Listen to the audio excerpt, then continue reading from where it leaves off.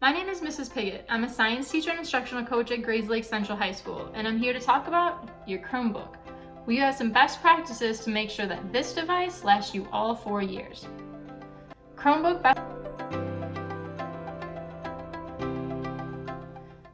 best practice number 1, know your device. These are Acer Chromebooks, but it's a newer version than what our sophomores through seniors have. So there's a couple of key advantages to having this newer version that we're gonna go through. All right, first thing is that the touchscreen on this device is the best we've ever seen. It also has a built-in kind of stylus that you can remove from the housing, use it on the touchscreen, and then slide it back in. You wanna be careful not to lose this. We don't provide replacements. So if you lose it, you have to buy a new one and that can get expensive, or you have to use like a separate stylus. All right, this Chromebook can flip around and act as a tablet, so it does go all the way around. It has 2 cameras, so there's a camera at the top of the keyboard, there's also a camera at the top of the screen, and that'll help for when you're doing your Zoom videos and for when you're doing creative projects for your classes. Okay.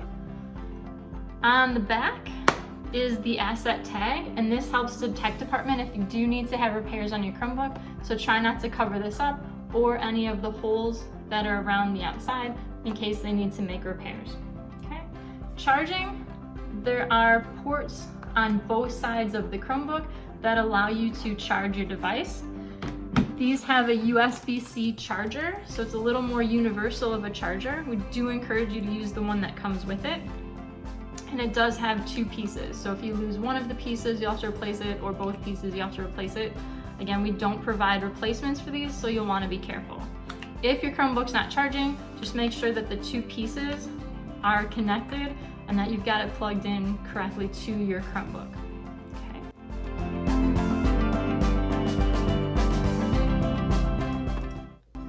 Chromebook tip number 2. Not only do we want to know our device, but we want to respect our device. That means keeping it charged so that it can make it through any meetings or work that we need to have done, and also restarting your device regularly. When you close your Chromebook, it puts it to sleep, but it doesn't actually restart it.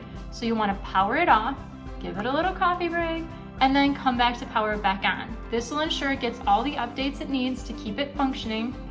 It will also help it to connect to a Wi-Fi. So if you're having trouble connecting, shut it down, come back and try again, let it reestablish those connections.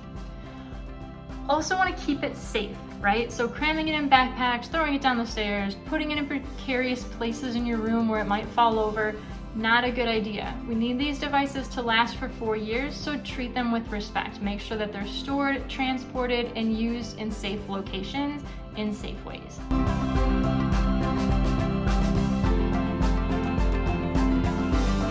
Chromebook tip number 3.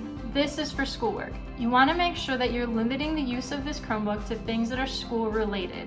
That means limiting the number of extensions that you add to the Chromebooks and apps because it will slow the device down. So if you're adding games and other kinds of extensions, trying to get around the system a little bit, it's going to slow your device down and it might prevent you from participating and getting your work done. The other thing we need to understand is that this runs through our proxy servers. So when you connect to your Wi-Fi, it actually goes to communicate to Grays Lake Central, then out to the world, then back to Grays Lake Central, then back to your Chromebook. This is to make sure that you stay safe at all times and to make sure that our devices stay safe.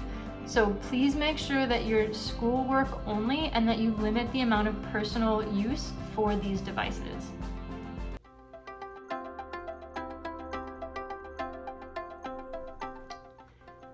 Chromebook tip number 4. If you're having any issues with your device, contact the tech department. From home, you can email helpdesk@d127.org. If we're in the building, you can visit 2640, which is our tech department office. If you're having any issues with your device, they're there to help. They can either provide you with a loaner while they try to fix it or help you fix it remotely. But if your device isn't working properly, it might prevent you from doing the work that you need to get done. So understand, contact tech if you're having issues, they're there to help.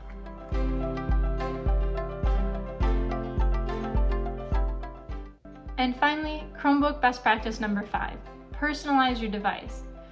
We want to make sure that your device represents who you are. So take some time to put some stickers that represent your interests and your passions on the front It'll help you identify your Chromebook from other people, but it also communicates a lot about you.